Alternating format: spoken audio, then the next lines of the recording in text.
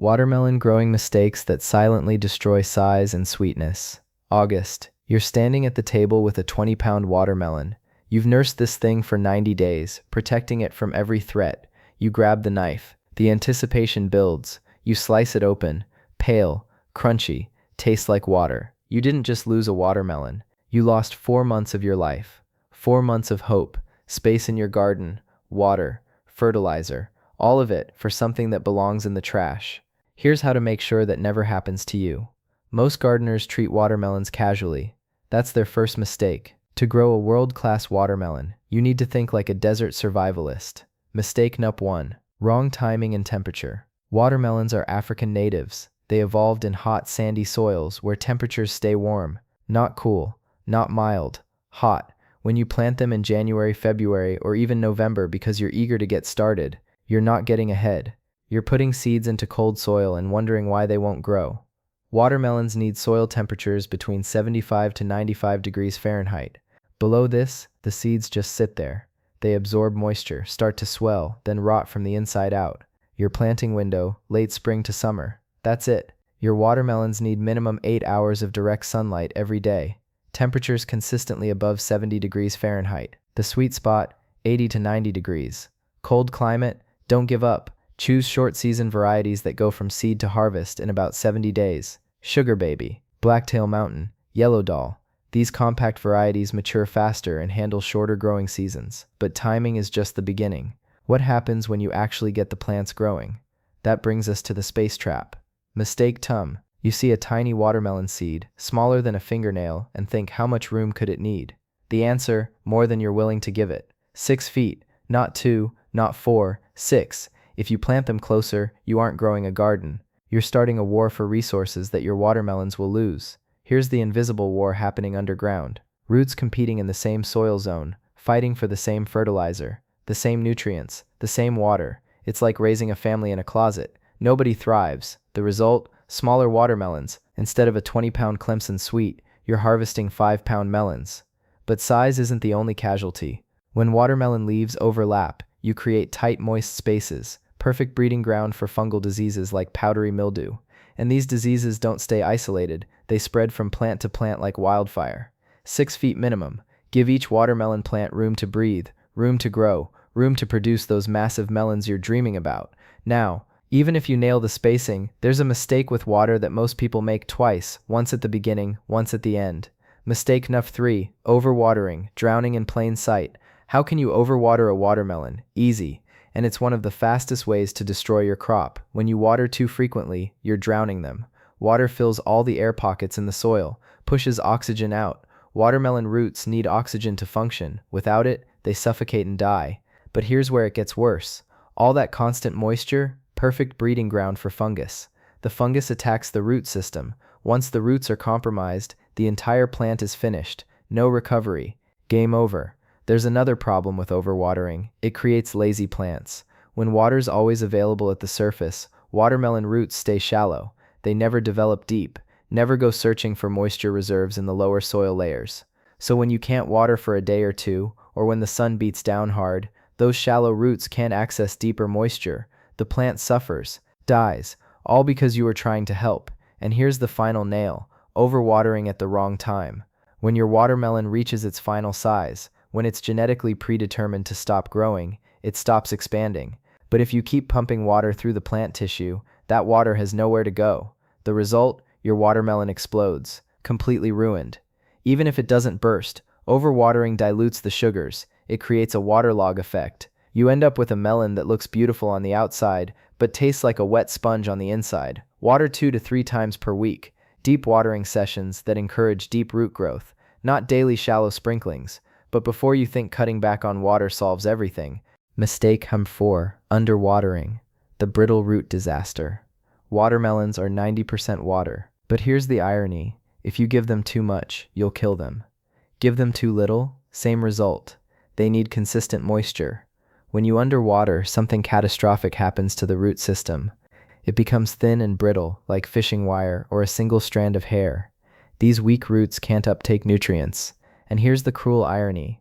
Doesn't matter if you have the most expensive, perfectly balanced soil. If the root system's thin and brittle, Those nutrients aren't getting into the plant, they're just sitting there, unused. Underwatered plants are weak, susceptible to every disease, every pest, every stress factor. The stems don't grow thick. The leaves are smaller, sometimes curled at the edges. The watermelons don't develop. They stay small or don't form at all. Your watermelon vines should look vigorous, thick stems, large healthy leaves, aggressive growth. If they look stunted and weak, check your watering schedule first. 2 to 3 times per week. Deep watering. Let the water penetrate 6 to 8 inches deep so roots grow downward, searching for moisture reserves. Now, even if your watering's perfect, there's a silent chemical war happening in your soil that you probably started yourself. We'll get to that botanical warfare in a few minutes. But first, let's talk about the nutrients that do the heavy lifting. Mistake M5, poor fertilization, the calcium crisis. Watermelons are heavy feeders. Think about what they're trying to do: produce massive fruits, sometimes 20 plus pounds in just 80 to 90 days. That takes enormous amounts of nutrients pulled from the soil.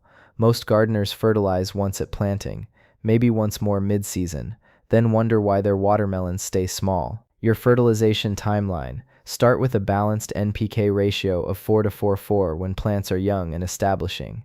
Equal amounts of nitrogen for leaves, phosphorus for roots, potassium for overall health. As the plants get bigger and start flowering, switch to 10 to 10-10. Now they need more of everything, especially phosphorus and potassium for fruit development. But here's the critical nutrient most growers miss, the one that causes more complaints on gardening forums than any other issue: calcium. Without adequate calcium, you'll see weird, funky-shaped watermelons, white discoloration, end rot, where the blossom end turns black and mushy, completely inedible. The solution: bone meal. Mix bone meal into your soil at planting time. It provides slow-release calcium throughout the growing season. Your watermelons develop properly, big, strong, healthy. But calcium isn't the only nutrient that causes problems. There's another one that, when given at the wrong time, turns your vines into leafy monsters that refuse to fruit. Mistake 6. Too much nitrogen late in season. The leaf factory. Early season, nitrogen's your friend. It helps throw out all those vines, all those leaves. The plant needs that vegetative growth to build its energy-generating factory. But once flowering begins, too much nitrogen becomes your enemy. High nitrogen late in the season sends a signal: keep making leaves, keep growing vines, don't worry about reproduction yet. The plant responds, puts all its energy into vegetative growth instead of flowers and fruits. You end up with massive, beautiful vines, lush green leaves everywhere. Your neighbors are impressed, and you have absolutely no watermelons, or very few, very small ones. When you see the first flowers forming, dial back the nitrogen immediately. Switch to fertilizers higher in phosphorus and potassium. These nutrients support flowering and fruiting, not leaf growth. Speaking of flowers, there's a problem with pollination that's getting worse every year, and most growers don't even know it's happening. Mistake 7. Poor pollination, the disappearing bees. Watermelons have separate male and female flowers on the same plant.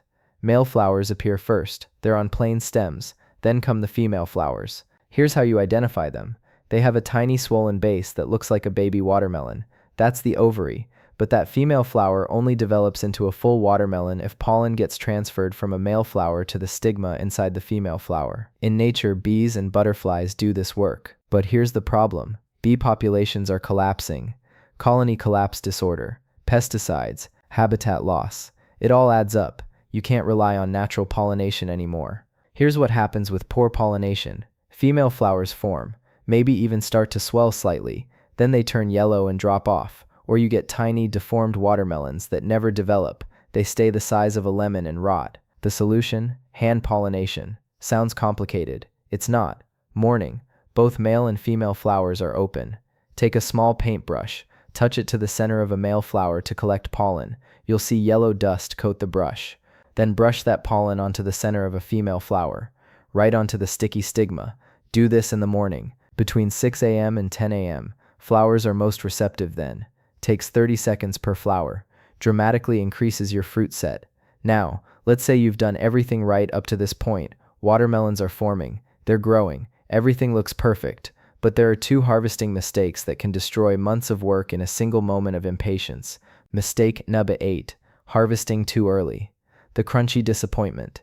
This is heartbreaking. You've done everything right for 80-90 days, watered correctly, fertilized on schedule, hand-pollinated every flower, and then you harvest too early, end up with a pale, flavorless, crunchy disappointment. Here are the signs: a watermelon is not ready. The tendril closest to the fruit stem is still green and healthy, not brown, not dried up, green. The field spot, that's the bottom of the melon where it sits on the ground, is pure white, not cream, not yellow, white. All these signs are telling you the same thing. Wait, give it more time. Critical thing to understand: an unripe watermelon will never ripen off the vine. If you pick it early, that pale, crunchy disappointment is what you get. No saving it. Mistake 9, lack of sunlight. The shade penalty. Watermelons are sun worshippers. They evolved in Africa where the sun is intense and direct most of the day. They need that same intensity to produce sugar and size. Tree overhead casting shade for even part of the day? The difference is dramatic. Vines growing in that shade will be noticeably less productive. Smaller leaves, fewer flowers, smaller watermelons, less sweetness. It's not subtle. You can see the difference from one side of the patch to the other. Look at your growing area before you plant a single seed. Tree that will shade the area during peak sun hours, 10 a.m. to 4 p.m., a building, a fence. Choose a different location. Full sun, all day, 8+ hours minimum, non-negotiable for quality watermelons. But even with perfect sunlight, you can sabotage your harvest by being too generous with how many fruits you allow.